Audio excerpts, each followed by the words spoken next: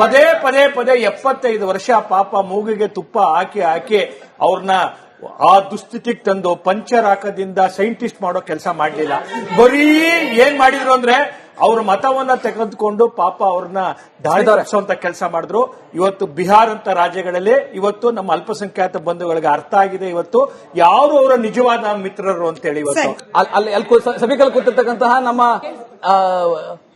ಕಿರಿಯ ನಾಯಕರು ಒಬ್ರು ಕೇಳಿದ್ರು, ಏನಂತ ಕೇಳಿದ್ರು ಅಂದ್ರೆ, ರಾಹುಲ್ ಗಾಂಧಿ ಪಪ್ಪು 96 ಎಲೆಕ್ಷನ್ ಸೋತ್ಬಿಟ್ಟವ್ರೆ, ಕರ್ನಾಟಕದಲ್ಲೂ 3 ನಾಮ ಇಟ್ಕೊಂಡ್ಬಿಡ್ತಾರೆ. ನೋಡಿ, ಇವೆಲ್ಲ ಬಿಜೆಪಿ ವಾಟ್ಸ್ಆಪ್ ನ್ಯೂಸ್ ಬರುವಂತ ಮಾತುಗಳು. ಅದು ಕೇಳಿ, ಬಿಜೆಪಿ ವಾಟ್ಸ್ಆಪ್ ನ್ಯೂಸ್ ಬರುವಂತಕ್ಕಂಥ ಮಾತುಗಳು. ನಾಗಪುರದಲ್ಲಿ ಈ ತರ ಒಂದು ಕಚೇರಿ ಇದೆ, ಅವ್ರಿಗೆ ಕಪಟ ತಂತ್ರಗಾರಿಕೆ ವಿಭಾಗ ಇದೆ ನಾಗಪುರದಲ್ಲಿ. ಅಲ್ಲಿಂದ ಸೃಷ್ಟಿ ಮಾಡಿ ಕಳಿಸ್ತಾರೆ. ನೋಡ್ರಿ, ಈ ಸಂವಿಧಾನ ರಕ್ಷಣೆಗೆ ಚುನಾವಣೆ ಗೆಲ್ಲಬೇಕಂತಿಲ್ಲ. ಈ ಸಂವಿಧಾನ ರಕ್ಷಣೆಗೆ ಚುನಾವಣೆ ಗೆಲ್ಲಬೇಕಂತಿಲ್ಲ. ಅಲ್ಪಸಂಖ್ಯಾತರ, ಹಿಂದುಳಿದವರ, ದಲಿತರ ರಕ್ಷಣೆಗೆ ಚುನಾವಣೆ ಗೆಲ್ಲಬೇಕಂತಿಲ್ಲ. ನಾಯಕತ್ವವನ್ನು ರಾಹುಲ್ ಗಾಂಧಿ ಕೊಟ್ಟಿದ್ದಾರೆ. ಮೇಡಮ್, ಡಿ.ಕೆ. ಶಿವಕುಮಾರ್ ಬಂದು ಇವತ್ತು ಆಧುನಿಕ ಶಿಲ್ಪಿ ಅಂತ ಹೇಳ್ಬೋದು. ಎಲ್ಲರಿಗೂ ಸಹಾಯ ಮಾಡ್ತಾ ಇದ್ದಾರೆ. ಅವರು ಒಂದು ಜಾತಿಗೆ ಸೀಮಿತ ಆಗಿಲ್ಲ, ಬಟ್ ನಮ್ಮ ಜನಾಂಗದವರು ಅವರು ನಮ್ಮ ಜಾತಿ ಅಂದ್ಬಿಟ್ಟು ಅವ್ರನ್ನ ಬಿಂಬಿಸ್ತಾ ಇದ್ದಾರೆ. ವೈಯಕ್ತಿಕವಾಗಿ ಹೇಳ್ಬೇಕಾದ್ರೆ ಅವರು ಎಲ್ಲರಿಗೂ ಸಹಾಯ ಮಾಡ್ತಾ ಇದ್ದಾರೆ. ಅವ್ರಿಗೊಂದು ಅವಕಾಶ ಕೊಡೋಕೆ ಯಾವುದೇ ರೀತಿ ತಪ್ಪಿಲ್ಲ. ಇವಾಗ ನೀವು ಹೇಳ್ತೀರಾ ಏನು ಗೊಂದಲ ಇಲ್ಲ, ಏನು ಇಲ್ಲ ಅಂತ. ಇವಾಗ ಡಿ.ಕೆ. ಶಿವಕುಮಾರ್ ಅವರು, ಸಿದ್ದರಾಮಯ್ಯ ಅವರು ಒಂದು ಇದು ಬ್ರೇಕ್ಫಾಸ್ಟ್ ಪಾಲಿಟಿಕ್ಸ್ ಮಾಡ್ತಿದಾರಲ್ಲ, ಅದೇ ಹೊರಗಡೆ ಬಂದು ಹೇಳ್ತಾರೆ, ಇಲ್ಲ ನಾವು ರಾಜ್ಯದ ಅಭಿವೃದ್ಧಿ ಬಗ್ಗೆ ಮಾತಾಡ್ತಿದ್ವಿ, ಇದ್ರ ಬಗ್ಗೆ ಅಂತಾರೆ. ಅದು ಕ್ಯಾಬಿನೆಟ್ ಇದೆಯಲ್ಲ ಸರ್, ಅಲ್ಲೇ ಹೋಗಿ ಮಾತಾಡ್ಬೋದಿತ್ತಲ್ಲ. ಇಲ್ಲಿ ಬ್ರೇಕ್ಫಾಸ್ಟ್ ಕುತ್ಕೊಂಡು ಇಬ್ಬರೇ ಒಂದು 4 ಗೋಡೆ ಮಧ್ಯೆ ಗುಟ್ಟಾಗಿ ಮಾತಾಡುವಂತದ್ದು ಏನಿದೆ ಸರ್ ಅವ್ರಿಗೆ? ಇಲ್ಲ, ಅದೇ ಗುಟ್ಟಾಗಿಲ್ಲ, ಬಂದು ಮಾಧ್ಯಮ ಮುಖಾಂತರ ಬಹಿರಂಗ ಮಾಡಿಸಿದ್ದಾರೆ. ಕೇಳಿ, ಮುಖ್ಯಮಂತ್ರಿ ಉಪಮುಖ್ಯಮಂತ್ರಿಗಳು ಎಲ್ಲಾ ಸಮಯದಲ್ಲೂ ಕೂಡ ರಾಜ್ಯದ ಬಗ್ಗೆನೇ ಚಿಂತೆ ಮಾಡೋದು, ಅಭಿವೃದ್ಧಿ ಬಗ್ಗೆನೇ ಚರ್ಚೆ ಮಾಡುವಂತದ್ದು. ಎರಡನೇದಾಗಿ ಸಂಪುಟ ಸಭೆಯಲ್ಲೂ ಕೂಡ ಎವ್ರಿ ವೀಕ್ ಆಗುತ್ತಲ್ಲ, ಕ್ಯಾಬಿನೆಟ್ ಅಲ್ಲೂ ಕೂಡ ಅದನ್ನೇ ಚರ್ಚೆ ಮಾಡೋದು. ವಿಧಾನಸೌಧದಲ್ಲೂ, ವಿಧಾನ ಮಂಡಲದಲ್ಲೂ ಕೂಡ, ಅಧಿವೇಶನದಲ್ಲೂ ಕೂಡ ಅದೇ ಮಾತಾಡೋದು. ನಿಮ್ಗೇನಾದ್ರು ಬಿಜೆಪಿ ನಾಯಕರ ಪರಿಚಯ ಇದ್ರೆ ಅವ್ರನ್ನ ಬಂದು ಸದನ ಕುತ್ಕೊಳ್ಳೋಕೆ ಕೇಳಿ, ಚರ್ಚೆ ಮಾಡಕ್ ಕೇಳಿ. ರಾಜ್ಯಕ್ಕೆ ಆಗ್ತಾ ಇರ್ತಕ್ಕಂಥ ಅನ್ಯಾಯ ಆಗ್ತದಲ್ಲ, ಅದ್ರ ಬಗ್ಗೆ ಚರ್ಚೆ ಮಾಡೋಣ, ರಾಜ್ಯಕ್ಕೆ ನ್ಯಾಯ ಕೊಡಿಸೋಣ. ನಗರದಲ್ಲಿರೋ ಡಿ.ಕೆ. ಶಿವಕುಮಾರ್ ಅವ್ರ ಮನೆ ಸಾಕಷ್ಟು ದೊಡ್ಡದಿದೆ ಸರ್, ಇವತ್ತೇ ಕರೆದು ಬಿಡಬೇಕಾಗಿತ್ತು ವಿರೋಧ ಪಕ್ಷದವರು ಸದನದಲ್ಲಿ ಬರ್ಬೇಕ್ರಿ. ಎತ್ತಿಗೆ ಅದನ್ನೂ ಮಾಡ್ತಾರೆ, ಹಿಂಗೂ ಮಾಡ್ತಾರೆ. 24/7 ಸರ್ಕಾರ ಇರೋದೇ ಜನಸೇವೆಗಾಗಿ, 24/7 ಮುಖ್ಯಮಂತ್ರಿಗಳು ಜನಸೇವೆಗಾಗಿ. ಗೌಪ್ಯವಾಗಿ ನಡೆಯುವ ಮಾತುಕತೆ ಯಾವುದು, ಸದನದಲ್ಲಿ ಆಗೋ ಮಾತುಕತೆ ಯಾವುದು, ಜನರು ನೀವು ಬಿಜೆಪಿ ರಾಜ್ಯಾಧ್ಯಕ್ಷ ನೋಡಿದ್ರೆ. ಒಂದ್ ನಿಮಿಷ ನಟರಾಜ್ ಸರ್, ನಿಮ್ಮ ಹೈಕಮಾಂಡ್ ಅಂತಿಮ ತೀರ್ಮಾನ ತಗೊಳುತ್ತೆ ಅಂತ ಹೇಳ್ತೀರಲ್ಲ, ನಿಮ್ಮ ಹೈಕಮಾಂಡ್ ಅಲ್ಲಿ ಒಬ್ರು ಡಿಸಿಷನ್ ತಗೋಬೇಕಾಗಿರುತ್ತೆ. ಅದರಲ್ಲಿ ಖರ್ಗೆ ಅವ್ರ ಕೈ ಮೇಲೆ ಇದೆಯಾ, ಪ್ರಿಯಾಂಕ್ ಕೈ ಮೇಲೆ ಇದೆಯಾ, ರಾಹುಲ್ ಇಲ್ಲ ಸೋನಿಯಾನ? ನಮ್ ಕಣ್ಣು ಕಾಣೋದು ಇವರು 4 ಜನ ಹೈಕಮಾಂಡ್. ಇದ್ರಲ್ಲಿ ಅಂತಿಮವಾಗಿ ಡಿಸಿಷನ್ ತಗೊಳ್ಳೋದು ಯಾರು ಸರ್? ಮಲ್ಲಿಕಾರ್ಜುನ್ ಖರ್ಗೆ ಸಾಹೇಬರು ಅಂತಿಮವಾಗಿ ಡಿಸಿಷನ್ ತಗೊಂತಾರೆ. ನಮ್ಮಲ್ಲಿ ಎಐಸಿಸಿ ಸಮಿತಿ ಕಮಿಟಿ ಇರ್ತದೆ. ರಾಹುಲ್ ಗಾಂಧಿ ಅವರು ವಿರೋಧ ಪಕ್ಷದ ನಾಯಕ ಆಗಿರೋದ್ರಿಂದ, ಸೋನಿಯಾ ಗಾಂಧಿ ಅವರು ಅಧ್ಯಕ್ಷರಾಗಿ ಆಗಿದ್ದರಿಂದ ಅವ್ರಿಗೆಲ್ಲ ಸಮಾಲೋಚನೆ ಮಾಡಿ, ಮಾನ್ಯ ಖರ್ಗೆ ಅವರೇ ನಮಗೆ ಹೈಕಮಾಂಡ್, ಅವರೇ ಎಐಸಿಸಿ ಅಧ್ಯಕ್ಷರಾಗಿರೋದ್ರಿಂದ ಸಮಾಲೋಚನೆ ಮಾಡ್ತಾರೆ. ಸಮಿತಿಗಳ ಜೊತೆಗೆ ಸಮಾಲೋಚನೆ ಮಾಡಿ ಅವರೇ ಹೈಕಮಾಂಡ್ ತೀರ್ಮಾನ ಮಾಡುವಂತದ್ದು. ಆದ್ರೆ ಬಿಜೆಪಿ ಹೈಕಮಾಂಡ್ ಇಲ್ವಲ್ರಿ, ರಾಜ್ಯಾಧ್ಯಕ್ಷರು ನಾಪತ್ತೆ ಆಗಿದ್ದಾರೆ. ಕಾಣ್ತಾ ಇಲ್ಲ. ಉತ್ತಮವಾದಂತ ಪ್ರಶ್ನೆ ನಮ್ಮ ಸಹೋದರಿ ಕೇಳಿದ್ರು. ನೋಡಿ, ಸ್ವತಃ ಮಲ್ಲಿಕಾರ್ಜುನ್ ಖರ್ಗೆ ಅವರು ಬಹಳ ಹಿರಿಯರಿದ್ದಾರೆ. ಅವ್ರು ಹೇಳಿದ್ರು, ನನ್ನ ಹತ್ರ ಏನಿಲ್ಲ. ನೀವು ಮಾಧ್ಯಮದವ್ರು ಕೇಳಿದಂತ ಸಂದರ್ಭದಲ್ಲಿ ನಾನು ನಿಮಗೆ ಏನು ಹೇಳೋ ಸ್ಥಿತಿ ಒಳಗಡೆ ಇಲ್ಲ, ನಾನು ಅವರನ್ನ ಕೇಳಬೇಕು. ಯಾರನ್ನ ಟೂರ್ಗೆ ಹೋಗಿರ್ತಾರಲ್ಲ, ಬೇರೆ ಬೇರೆ ದೇಶಕ್ಕೆ ಟೂರ್ಗೆ ಹೋಗ್ತಾರಲ್ಲ, ಬಹಳ ಟಯರ್ಡ್ ಆಗಿರ್ತಾರಲ್ಲ, ದಲಿತ ನಾಯಕತ್ವಕ್ಕೆ ಹೇಗೆ ಅಂಬೇಡ್ಕರ್ಗೆ ಮೋಸ ಮಾಡಿದ್ರು, ಹಾಗೆ ದಲಿತ ನಾಯಕತ್ವ ಮಲ್ಲಿಕಾರ್ಜುನ್ ಖರ್ಗೆ ಅಂತ ಒಬ್ಬ ಹಿರಿಯರನ್ನು ಕೂಡ ಅವಮಾನ ಮಾಡ್ತಾ ಇರ್ತಕ್ಕಂಥ ಕೆಲಸ ಮಾಡ್ತಾ ಇದ್ದಾರೆ. ಅವರನ್ನ ಅವಮಾನ ಮಾಡುವಂತ ಕೆಲಸವನ್ನ ಮಾಡ್ತಾ ಇದ್ದಾರೆ. ಅವ್ರಿಗೆ ಯಾವ ನುಡಿಲೆ ಅಂಬೇಡ್ಕರ್ ಬೆನ್ನಿಗೆ ಹೇಗೆ ಚೂರಿ ಹಾಕೋದು, ಅದೇ ರೀತಿ ಇವತ್ತು ಖರ್ಗೆ ಅವ್ರಿಗೆ ಅವಕಾಶ ಕೊಟ್ಟಿದ್ದಾರೆ. ಬಹಳ ಸೂಕ್ತವಾಗಿರೋ ನಿಮ್ಮಿಂದಲೇ ಪ್ರಾರಂಭ ಮಾಡ್ತಾ ಎಲ್ಲರಿಗೂ ಸೇಮ್ ಪ್ರಶ್ನೆನೆ. ಈ ಒತ್ತು ಕಿತ್ಕೊಳ್ಳೋದು ನನಗೆ ಗೊತ್ತು ಅಂತ ಹೇಳಿ ಡಿ.ಕೆ. ಶಿವಕುಮಾರ್ ಅವರೇ ಒಂದು ಬಾರಿ ಮಾತನಾಡಿದ್ರು. ಈ ಒತ್ತು ಕಿತ್ಕೊಳ್ಳೋ ಹಂತಕ್ಕೆ ಹೋಗುತ್ತಾ, ಕೊಟ್ಟು ಹೋಗೋ ಹಂತಕ್ಕೆ ಹೋಗುತ್ತಾ, ಕೊಡೋದೇ ಇಲ್ಲ ಹಂತಕ್ಕೆ ಹೋಗುತ್ತಾ ಅಂತ ಹೇಳಿ. ನೋಡಿ, ಇದು ಕಿತ್ಕೊಳ್ಳುವಂತದ್ದು ಅಲ್ಲ, ಕೊಡುವಂತದ್ದು ಅಲ್ಲ. ಇದು ಸರ್ಕಾರ ಅನ್ನೋದು, ಮುಖ್ಯಮಂತ್ರಿ ಕುರ್ಚಿ ಅನ್ನೋದು ಕಿತ್ಕೊಳ್ಳುವಂತದ್ದು ಅಲ್ಲ, ಕೊಡುವಂತದ್ದು ಅಲ್ಲ. ಶಾಸಕಾಂಗ ಪಕ್ಷ ತೀರ್ಮಾನ ಇರುತ್ತೆ, ಜನ ಆಲ್ರೆಡಿ ವೋಟ್ ಹಾಕಿದ್ದಾರೆ, 139 ಶಾಸಕರು ಕೊಟ್ಟಿದ್ದಾರೆ. ಶಾಸಕ ಪಕ್ಷ ತೀರ್ಮಾನ ಆಗುತ್ತೆ, ಹೈಕಮಾಂಡ್ ಅದಕ್ಕೆ ಅನುಮೋದನೆ ಕೊಡುತ್ತೆ ಹೊರತು ಇದರೊಳಗೆ ಬೇರೆ ರೀತಿಯ ಹೇಳಿಕೆಗಳಿಗೆ ಇದಕ್ಕೆ ಆಸ್ಪದ ಇಲ್ಲ. ಒಂದು ಅವರ ಹೇಳಿಕೆಯಲ್ಲಿ ದ್ವಂದ್ವ ಇತ್ತು. ಅವ್ರ ಹೇಳಿಕೆಯಲ್ಲಿ ನಟರಾಜ್ ಗೌಡ್ರ ಹೇಳಿಕೆಯಲ್ಲಿ ದ್ವಂದ್ವ ಏನು ದ್ವಂದ್ವ ಇತ್ತು. ಇಲ್ಲ? ಒಂದ್ ಕಡೆ ಹೈಕಮಾಂಡ್ ಅಂತ ಹೇಳ್ತಾರೆ, ಹೌದು. ಒಂದ್ ಕಡೆ ಶಾಸಕಾಂಗ ಪಕ್ಷದ ತೀರ್ಮಾನ ಅಂತ ಹೇಳ್ತಾರೆ. ಕಳೆದ 2.5 ವರ್ಷಗಳ ಹಿಂದೆ ನಮ್ಗೇನೋ ಉದ್ಧಾರ ಮಾಡ್ತಾರೆ, ನಮ್ಗೇನೋ ಒಂದು ಭಾಗ್ಯ ಸಿಗತ್ತೆ, ನಮ್ಗೇನೋ ಬಹಳ ಉತ್ತಮವಾದಂತ ಆಡಳಿತ ಸಿಗತ್ತೆ ಅಂತ ಪಾಪ ಈ ಕರ್ನಾಟಕ ಜನ ಓಟ್ ಕೊಟ್ರಲ್ಲ ಅವರಿಗೆ. ಪಾಪ ಆ ಓಟ್ ಕೊಟ್ಟಂತ ಜನಕ್ಕೆ ನಾವು ಅಭಿವೃದ್ಧಿ ಇವತ್ತು ಗ್ಯಾರಂಟಿ ಯೋಜನೆಗಳು ಕೊಟ್ಟಿದ್ದೀವಿ. ಇಂಥ ಸ್ಥಿತಿಗೆ ನೀವೇನ್ ಮಾಡಿದ್ದೀರಾ ಹೇಳಿ? ಕರ್ನಾಟಕದ ಮೋದಿ ಅವರು ಕಾಂಗ್ರೆಸ್ ಏನ್ ಸರ್ಕಾರ ಮಾಡಿದ್ದಾರೆ? ಇವತ್ತು ಮೋದಿ ಅವರು ನಮ್ಮ ಕರ್ನಾಟಕ ರಾಜ್ಯದ ಕೊಟ್ಟಿದ್ದಾರೆ, ಜನರಿಗೆ ಅನ್ಯಾಯ ಶಾಪ. ಮಾಡ್ಬಿಟ್ರೆ. ಇವತ್ತು ಶಾಪ ಯಾರ್ದಪ್ಪ ಅಂತಂದ್ರೆ BJP ದೇವ್ರದಲ್ಲ, ಶಾಪ ಕರ್ನಾಟಕಕ್ಕೆ. ದೇವ್ರದ್ದು ಶಾಪ ಅಲ್ಲ, ನಮ್ಗೆ ಇವತ್ತು ಶಾಪವಾಗಿ ಕಾಡ್ತಿರೋದು ಯಾರಪ್ಪ BJP ಅಂದ್ರೆ ಕರ್ನಾಟಕ ಕಾಂಗ್ರೆಸ್. BJP ಶಾಪ ನಮ್ಗೆ. ಕಾಂಗ್ರೆಸ್ ಮುಕ್ತ ಕರ್ನಾಟಕ ಆದಾಗ ಈಗ ಆಗಿದೆ. ನಮ್ಮ ರಾಜ್ಯದ ಈಗ ಜನ BJP ಇವತ್ತು ಆಗಿದೆ. ನೆಮ್ಮದಿಲಿರ್ತಾರೆ. ನಾಗರಾಜ್ ಅವರೇ, DCM ಅಂತ ಇರುವುದರಲ್ಲಿ ಡಿ ಹೋಗಿ ಸಿಎಂ ಆಗ್ಬೇಕು DK ಶಿವಕುಮಾರ್ ಅವರು ಅನ್ನೋ ಆಸೆ ಹೆಂಗಾಗಬೇಕು, ಆಗತ್ತಾ ಇಲ್ವಾ? 100ಕ್ಕೆ 100 ಭಾಗ DK ಶಿವಕುಮಾರ್ ಅವರು ಡಿ ಹೋಗಿ ಸಿಎಂ ಅಂತ ಆಗೋದು ಗ್ಯಾರಂಟಿ. ಒಂದು. ಎರಡನೇದು, ಏನು ಇವತ್ತು ಹೈಕಮಾಂಡ್ ತೀರ್ಮಾನ ಮಾಡದೆ ಸಿದ್ದರಾಮಯ್ಯನವರು ಒಳಗೊಂಡಂತೆ ಸೇರಿಸಿ ಒಂದು ಸಮಾಧಾನಕರವಾದಂತ ತೀರ್ಮಾನ ಮಾಡಿದೆ, ಅದಕ್ಕೆ ಸಂವಿಧಾನಾತ್ಮಕವಾದಂತ ಜವಾಬ್ದಾರಿ ಬೇಕಾಗ್ತದೆ. ಏನು ಇರ್ತಕ್ಕಂಥ ಶಾಸಕಾಂಗ ಪಕ್ಷದಲ್ಲೇ ಕೂಡ ತೀರ್ಮಾನ ಆಗಿ DK ಶಿವಕುಮಾರ್ ಅವರನ್ನು ಕೂಡ ಮುಖ್ಯಮಂತ್ರಿ ಮಾಡುವಂತದ್ನ ಈ ನಮ್ಮ 140 ಜನ ಏನು ಗೆದ್ದಿದ್ದಾರೆ ಶಾಸಕರು, ಅವರು ಕೂಡ ಆಯ್ಕೆ ಮಾಡ್ತಾರೆ ಅಂತಕ್ಕಂಥದ್ದನ್ನ ನಾನು ಇವತ್ತು ಪದೇ ಪದೇ ಹೇಳ್ತಾ ಇದ್ದಾರೆ. DK ಶಿವಕುಮಾರ್ ಅವರು ಮಾತು ಹೇಳ್ತಾರೆ, ನಾನು ಒಬ್ಬನೇ ಅಲ್ಲ ಶಾಸಕ, ನನಗೆ ನಮ್ಮ ಜೊತೆಲಿ ಇರ್ತಕ್ಕಂಥವ್ರು 140 ಜನನೂ ಇದ್ದಾರೆ. ಪದೇ ಪದೇನೂ ಕೂಡ ಅವರು ಪ್ರಸ್ತಾಪ ಮಾಡ್ತಾ ಇದ್ದಾರೆ.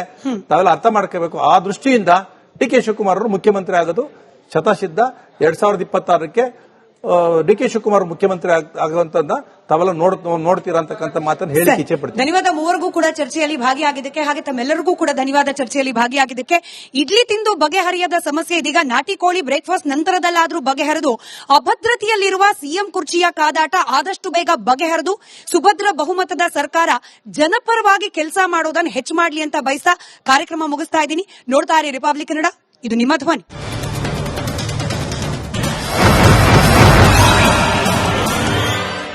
ಪದೇ 75 ವರ್ಷ ಪಾಪ ಮೂಗಿಗೆ ತುಪ್ಪ ಹಾಕಿ ಅವ್ರನ್ನ ಆ ದುಸ್ಥಿತಿಗೆ ತಂದು ಪಂಚರ್ ಹಾಕದಿಂದ ಸೈಂಟಿಸ್ಟ್ ಮಾಡೋ ಕೆಲಸ ಮಾಡಲಿಲ್ಲ. ಬರೀ ಏನ್ ಮಾಡಿದ್ರು ಅಂದ್ರೆ ಅವ್ರ ಮತವನ್ನ ತೆಗೆದುಕೊಂಡು ಪಾಪ ಅವ್ರನ್ನ ದಾರಿ ತಪ್ಪಿಸುವಂತ ಕೆಲಸ ಮಾಡಿದ್ರು. ಇವತ್ತು ಬಿಹಾರ ಅಂತ ರಾಜ್ಯಗಳಲ್ಲಿ ಇವತ್ತು ನಮ್ಮ ಅಲ್ಪಸಂಖ್ಯಾತ ಬಂಧುಗಳಿಗೆ ಅರ್ಥ ಆಗಿದೆ ಇವತ್ತು ಯಾರು ಅವರ ನಿಜವಾದ ಮಿತ್ರರು ಅಂತ ಹೇಳಿ. ಇವತ್ತು ಅಲ್ಲಿ ಸಭಿಕಲ್ ಕೂತಿರ್ತಕ್ಕಂತಹ ನಮ್ಮ ಕಿರಿಯ ನಾಯಕರು ಒಬ್ರು ಕೇಳಿದ್ರು, ಏನಂತ ಕೇಳಿದ್ರು ಅಂದ್ರೆ, ರಾಹುಲ್ ಗಾಂಧಿ ಪಪ್ಪು 96 ಎಲೆಕ್ಷನ್ ಸೋತ್ಬಿಟ್ಟವ್ರೆ, ಕರ್ನಾಟಕದಲ್ಲಿ 3 ನಾಮ ಇಟ್ಕೊಂಡ್ಬಿಡ್ತಾರೆ. ನೋಡಿ, ಇವೆಲ್ಲ ಬಿಜೆಪಿ ವಾಟ್ಸ್ಆಪ್ ನ್ಯೂಸ್ ಬರುವಂತ ಮಾತುಗಳು. ಅದು ಕೇಳಿ, ಬಿಜೆಪಿ ವಾಟ್ಸ್ಆಪ್ ನ್ಯೂಸ್ ಬರುವಂತಕ್ಕಂಥ ಮಾತುಗಳು.